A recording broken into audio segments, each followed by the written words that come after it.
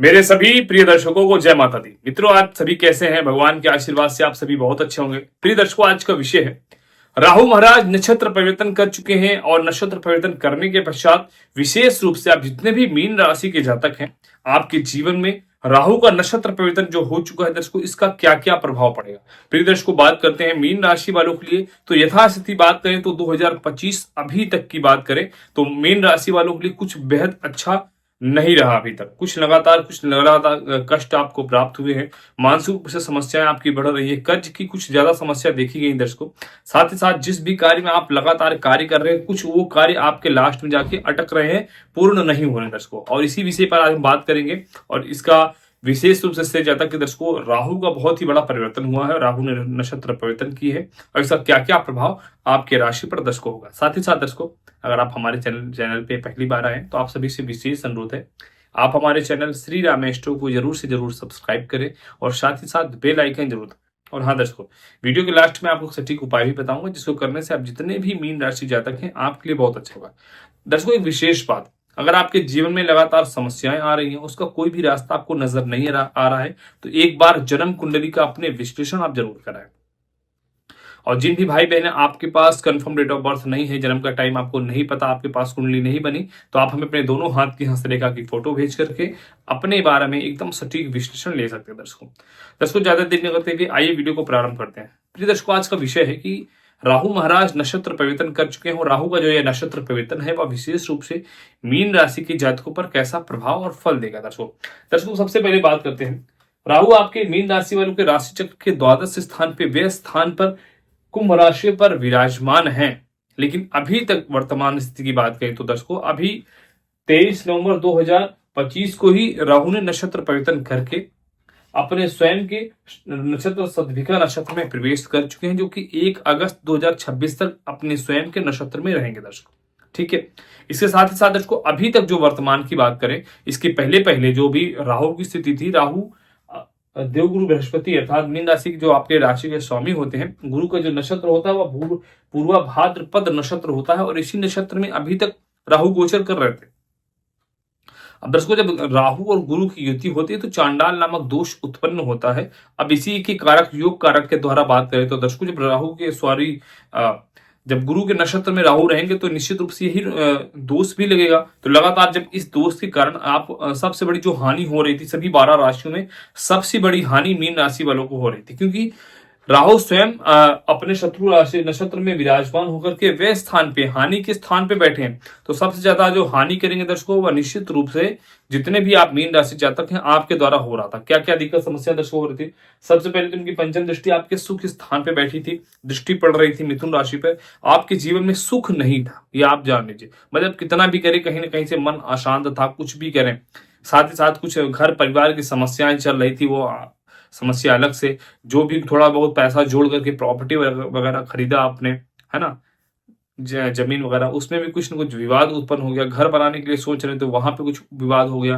मतलब कुछ वाहन वगैरह खरीदने के लिए सोच रहे थे, वाहन ले भी लिए होंगे, उसके बाद भी समस्या। मतलब नाना प्रकार की समस्याएं आपके जीवन में राहु महाराज के द्वारा देखी गई है। ठीक है, इसी के साथ ही साथ दर्शकों, राहु की जो सातवीं दृष्टि आपके छठे स्थान में पढ़ करके आपके जीवन में लगातार आपके ऊपर कर्ज हो रहा था, स्वास्थ्य भी खराब हो रहा था, कर्ज बढ़ता चला जा रहा था।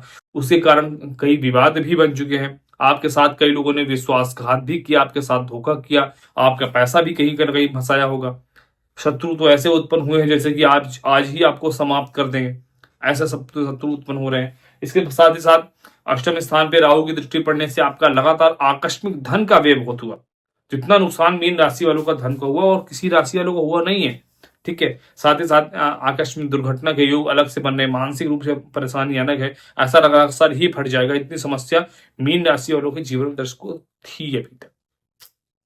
ठीक है, अब इसके बाद जैसा कि मैंने बताया कि राहु का परिवर्तन हो चुका और राहु का परिवर्तन होने के बाद पश्चात कम से कम 10 से 15 दिन का टाइम लगता है। ये आपको लगभग 7 से लगभग समझिए आप मोटा मोटा 10 दिसंबर के बाद से ही आपको यह अच्छा फल, राहु का परिवर्तित फल प्राप्त होगा। अब यहाँ पर आपके लिए क्या होगा? सबसे पहले जब राहु अपनी कुंभ राशि में है, राहु क्या है? वायु तत्व के ग्रह हैं। कुंभ राशि के स्वामी शनि होते हैं, वो भी वायु तत्व के ग्रह होते हैं। जब दोनों दर्शकों वायु इकट्ठित होते हैं और अच्छी स्थिति में होते हैं तो एक प्रकार से तूफान का स्वरूप लेते हैं।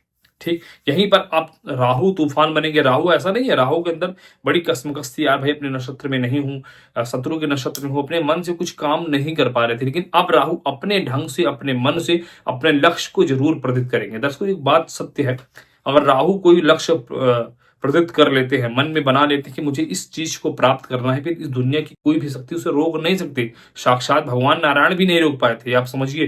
तो हमारी आपकी तो कोई वैल्यू ही नहीं है।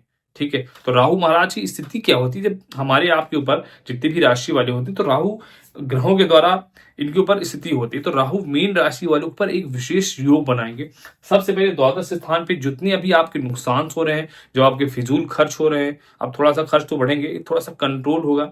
जो आपके ऊपर झूठा कलंक लगा है, झूठा आरोप लगा है, झूठे केस वगैरह लगे, वो सब समाप्त होगा।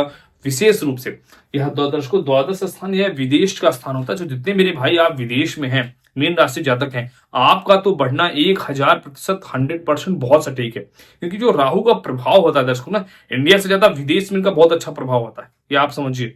इनके एक प्रकार से इनको विदेशी ग्रह भी कहते हैं राहु महाराज को। ठीक है, तो इनका विदेशों में जो मेरे भाई बहन मीन राशि जातक हैं, आपके ऊपर बहुत ही शुभ प्रभाव राहु का पड़ेगा और आपके समस्त कार्य बनेंगे। अब आप खुद ही नोटिस कीजिएगा, मुझे बताइएगा गुरुजी मेरे कार्य हुए कि नहीं। आने वाले टाइम में, अभी तो कष्ट में होंगे आप, विदेश में है फिर भी। ठीक है, इसके साथ ही साथ दर्शकों राहु की 3 दृष्टियां पड़ेंगी, 5वीं दृष्टि, 7वीं दृष्टि और 9वीं दृष्टि। जहां पर दृष्टि पड़ेगी, आइए उस फल को समझते हैं, इसका क्या क्या परिवर्तक फल आपको प्राप्त होगा। सबसे पहले दर्शकों बात करते हैं 1 2 3 4 5 राहु की 5वीं दृष्टि मीन राशि वालों के चतुर्थ स्थान पर मिथुन राशि पर पड़ेगी। दर्शकों चतुर्थ स्थान, जैसा कि मैंने बताया ना, अभी शुभ का स्थान होता है। अब राहु की शुभ दृष्टि पड़ने से, अपने नक्षत्र में होने से, दृष्टि पड़ने से आपका चतुर्थ स्थान बहुत ही मजबूत होगा। सबसे बड़ी चीज, सबसे पहला आपको 10 दिसंबर के बाद से कुछ बड़ी खुशखबरी मिलना प्रारंभ। ठीक है, इसी के साथ जो आपका घर परिवार में किसी से मतभेद है, घर परिवार में छोटी छोटी बात पे कलह है, वो सब कुछ समाप्त होगा। माता जी का आपके स्वास्थ्य बहुत अच्छा होगा। माता जी से अगर कुछ मन भेद है, मतभेद है, वो समाप्त होगा। आपको कुछ पैतृक संपत्ति की प्राप्ति होने के योग बन रहे हैं, जो आप बहुत टाइम से सोच रहे थे भाई नहीं मिल रही है, और कहीं से आपको अचानक से भी पैतृक संपत्ति की प्राप्ति हो सकती है, जो आपको मालूम भी नहीं होगा। ठीक है, ये आप ध्यान दीजिएगा। साथ ही साथ दर्शकों आप कुछ नए घर में जाने के योग बनेंगे, कुछ वाहन वगैरह आप खरीदने के योग दर्शकों बन रहे हैं 10 दिसंबर के बाद। साथ ही साथ कुछ और प्रॉपर्टी वगैरह खरीदेंगे। मतलब कुल मिला के अब आपके जीवन में कुछ न कुछ सुख सुविधा, भगवान की कृपा से सुख आपको प्राप्त होता रहेगा मीन राशि वालों को, क्योंकि आपने स्वयं मेहनत किया है उस क्षेत्र में। दर्शकों आपकी मेहनत के दम पे आपको प्राप्त होगा। इसके बाद दर्शकों राहु की जो 7वीं दृष्टि पड़ेगी, इधर 5वीं, यहाँ पर 6वीं 7वीं, राहु की 7वीं दृष्टि कहां पर? सिंह राशि पर, आपके राशि चक्र के मीन राशि वालों 6ठे स्थान पर। देखो 6ठा स्थान शत्रु का स्थान होता है, स्वास्थ्य का स्थान होता है और कर्ज का स्थान होता है। तो सबसे पहले राहु की दृष्टि पड़ने से स्वास्थ्य बहुत अच्छा करेंगे। जितने भी आप मीन राशि के जातक हैं, ये बिल्कुल नोट कर लीजिए, आपका स्वास्थ्य बहुत अच्छा होने वाला है। दूसरी चीज, आपके ऊपर से कर्ज अतिशीघ्र समाप्त होगा। कई लोग कमेंट करते हैं गुरुजी मैं तो लंबा कर्ज चला रहा हूं, मैं तो लोन लिया हूं। भाई अब लोन लियो आपके मन पे है, लेकिन आपकी क्षमता है ना कि आप उसको समाप्त कर सकते हो। ठीक है, साथ ही साथ आपके जो शत्रु है वो निश्चित रूप से परास्त होंगे। शत्रु कोई बच नहीं पाएंगे, और जो आपके साथ विश्वासघात किए थे उनके साथ तो ऐसा घात होने वाला है, ऐसा भगवान की उनके ऊपर छड़ी चलने वाली है, आप स्वयं देखेंगे, इससे समझ में आएगा। साथ ही साथ दर्शकों ये आपके लिए बहुत अच्छा योग यहाँ पर राहु के द्वारा दर्शकों बनता हुआ दिखाई दे रहा है। राहु महाराज आपके लिए यहाँ पर बहुत अच्छा योग दे रहे हैं।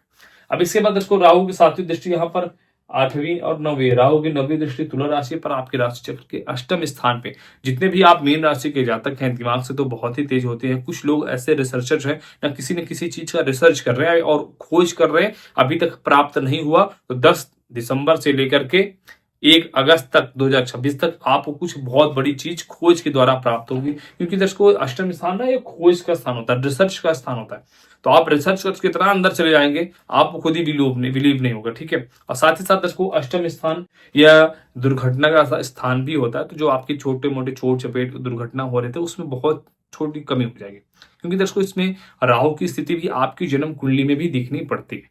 ठीक है, साथ ही साथ दर्शकों 8वें स्थान से राहु की दृष्टि पड़ने से तुला राशि पर आपको कुछ अचानक से धन की प्राप्ति हो सकती है। जो आपके द्वारा ही किया गया कुछ कार्य होगा, उसके द्वारा जो धन फंसा हुआ है, जिसको आप भूल चुके हैं, वो धन आपको प्राप्त होगा। थोड़ी सी खुशी भी आ जाएगी। और जो भी आप भाई बहन मेरे से मीन राशि के जातक हैं और शेयर मार्केट में आपने पैसा इन्वेस्ट किया है, वहां पर आपको काफी सारा धन आपका व्यय होता है, हानि बहुत हो चुका है, तो वहां से संबंधित भी आपको कुछ बड़ा पैसा प्राप्त होगा। ऐसा दर्शकों राहु के द्वारा योग बनता हुआ दिखाई दे रहा है। ठीक है, अब दर्शकों ये राहु की स्थिति थी जो कि आप जितने भी मीन राशि जातक हैं आपके जीवन में बढ़ रहा है, लेकिन आप सभी को उपाय क्या करना चाहिए। दर्शकों मैं बात करूं तो राहु का सबसे बड़ा उपाय जो राहु महाराज अति शीघ्र प्रसन्न होते हैं, क्योंकि दर्शकों आपको पता भी होगा, कई लोगों को नहीं पता होगा, राहु महाराज एक राक्षस ग्रह हैं। वह जब भगवान नारायण अमृत पिला रहे थे देवताओं को मोहिनी स्वरूप में, तो वहां पर मोहिनी, क्योंकि छलिया ही है राहु महाराज, छलिया है जो अपना रूप बदल करके, भेष बदल करके कैसे भी देवताओं की पंक्ति में पहुंच करके और अमृत का पान कर लिया, और किसी देवता ने बताया भाई ये तो राक्षस है महाराज, तो भगवान नारायण का सर धड़ से अलग कर दिया, वही धड़ लेकर के भगवान शिव के पास पहुंच गए, महादेव मुझे बचाओ, अब मैंने अमृत का पान भी कर लिया लेकिन मेरे साथ फिर भी गलत हुआ। भोलेनाथ बोले कोई बात नहीं, तुम चिंता मत करो, मेरे पास आओ। भगवान भोलेनाथ उनको उठाया और अपने जो भगवान भोलेनाथ की मुंड की माला होती ना उसमें उनको स्थान दे दिया। बताइए, भगवान शिव के मुंड में जिसका स्थान, माला में जिसका स्थान होगा तो वो सर्वोपरि हो गया। तो भगवान भोलेनाथ ने बोला जाओ तुम कलयुग के राजा हो, कलयुग के में तुम्हारा जिसके पक्ष में कुंडली में अच्छा रहेगा, जिसके पक्ष में तुम रहेगा, जिसके साथ तुम रहेगा, उसका तो मंगल ही मंगल होगा। तो राहु आज जिसके साथ कलयुग में होगा उसका निश्चित रूप से मंगल होगा दर्शकों, उसको किसी चीज की कमी नहीं होगी। ठीक है, इसीलिए दर्शकों पहले हमारा 7 ग्रह था, लेकिन अब हमारे 9 ग्रह हैं, राहु और केतु 2 ग्रह मिलकर दर्शकों। ठीक है, तो दोस्तों सभी को भगवान शिव की आराधना करनी चाहिए। भगवान भोलेनाथ की आप जितनी पूजा करेंगे, कम से कम प्रतिदिन 1 लोटा जल तो आप चढ़ाइए, अगर कुछ नहीं कर पाते भगवान की रात तो ठीक है, 1 लोटा जल जब आप चढ़ाते हैं तो भगवान भोलेनाथ प्रसन्न होते हैं, और भगवान भोलेनाथ प्रसन्न होंगे तो राहु महाराज प्रसन्न होंगे तो आपके समस्त कार्य भी बनाएंगे दर्शकों। और वीडियो अगर आपको अच्छी लगी हो तो प्लीज लाइक जरूर करें, कमेंट जरूर करें, और कमेंट बॉक्स में जरूर बताएं कि आपको हमारी वीडियो कैसी लगी, और जो भी आपकी इष्ट भगवान उनका नाम जरूर रखें। और मैं भगवान भोलेनाथ से प्रार्थना करूँ मेरे जो भी व्यूअर्स मेरी वीडियो को ज्यादा से ज्यादा शेयर करेंगे, उनकी सभी मनोकामना पूरी हो और आप लोग सदा सुखी हो, आपका घर हमेशा धन धान्य से भरा रहे। सभी दर्शकों को जय माता दी, हर हर महादेव, हर हर महादेव।